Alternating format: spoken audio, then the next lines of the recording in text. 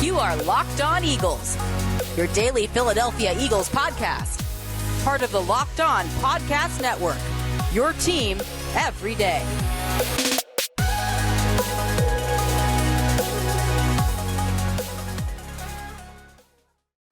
Hey guys, I'm Louie DiBiase, host of the Locked On Eagles podcast, here today with a YouTube and Fox 43 exclusive video. And I want to talk today about long-term questions that a playoff berth could help answer. If the Eagles win today against the Washington football team, if the Green Bay Packers beat Kellen Mond and the Minnesota Vikings, and if the 49ers beat the Houston Texans, the Eagles will have clinched a spot in the 2021 NFL playoffs, potentially as the 7 seed in the NFC.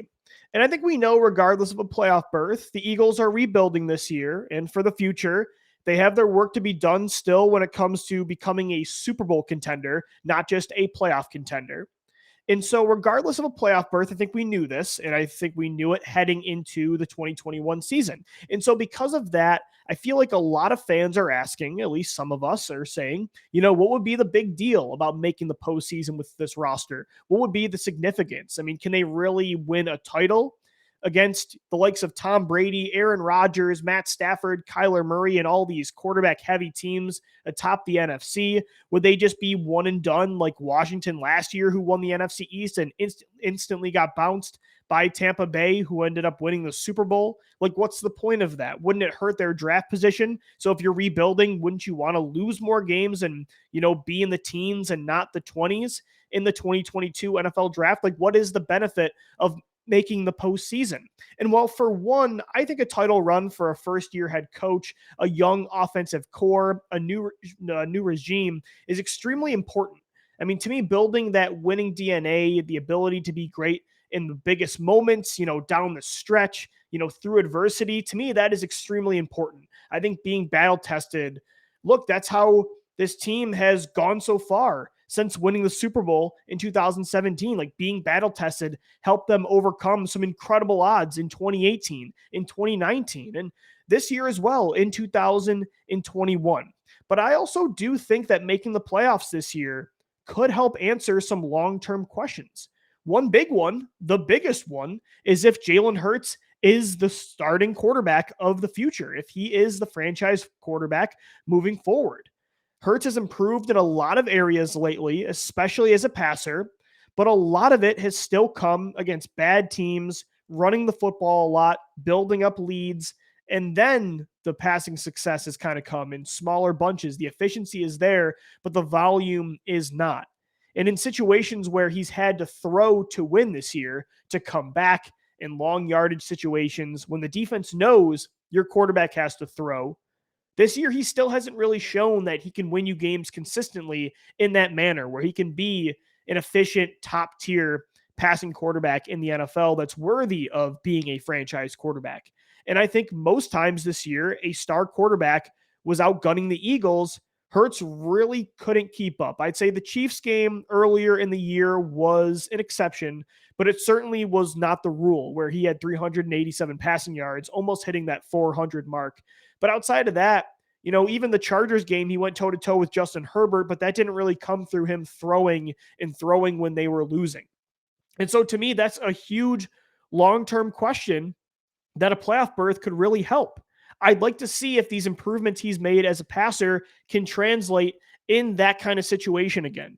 Say if they play in the wild card round, which any team they face is going to have a star quarterback. Like, let's say they play Tom Brady in Tampa Bay, Aaron Rodgers and the Packers, Matt Stafford and the Rams, Dak Prescott and the Cowboys, Kyler Murray and the Arizona Cardinals.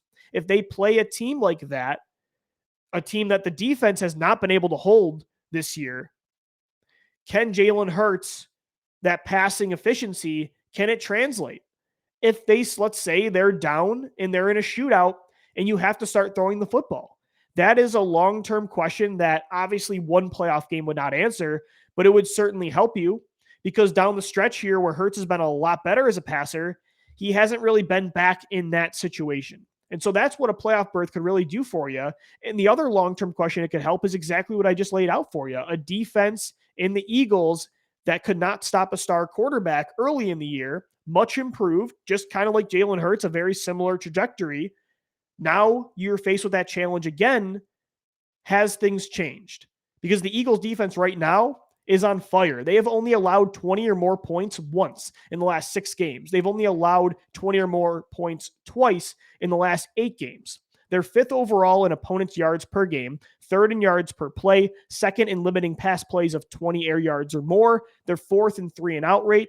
Their yards per rush right now is only at 3.9, and they're 12th in points per game at 21.2. So this Eagles defense, their numbers look great. Just like Jalen Hurts down the stretch, they're playing their best football. But they have not been back in that situation. They haven't played a good quarterback since Justin Herbert back in the beginning of November when they played Los Angeles. And every time the Eagles did play a star quarterback like that early in the year, this defense played soft, deep zone coverage with little to no blitzes, and man coverage just was non-existent. They did not let Darius Slay go out there and be the true CB1 he is, Avonte Maddox. They didn't let linebackers blitz as much and make things difficult for the star quarterback. They sat back and just were too scared to get beat deep, and those star quarterbacks picked them apart.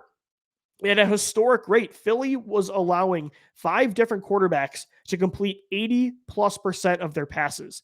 That is insane. Between 1950 and 2020, the Eagles allowed just 6 quarterbacks to complete 80+% of their throws. And they did that 5 different times earlier in the year against the likes of Tom Brady, Patrick Mahomes, Derek Carr, Dak Prescott. It was really, really bad. And so those are 2 long-term questions that could help get answered in the playoffs. Is Johnathan Gannon going to let now this team continue to play aggressive when they're not playing Jake Fromm or Mike Glennon or Garrett Gilbert, right?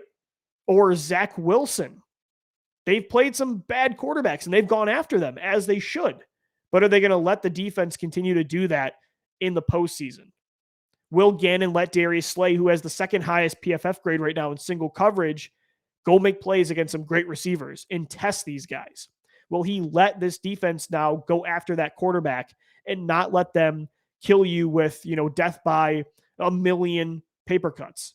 2 fascinating questions that I think are long-term when it comes to the future of your defensive coordinator and your franchise quarterback that making the playoffs could really help you answer. This is Louie DiBiase of Locked On Eagles. Guys, subscribe to the podcast wherever you get your shows. We're on YouTube as well all throughout the week. Go Birds.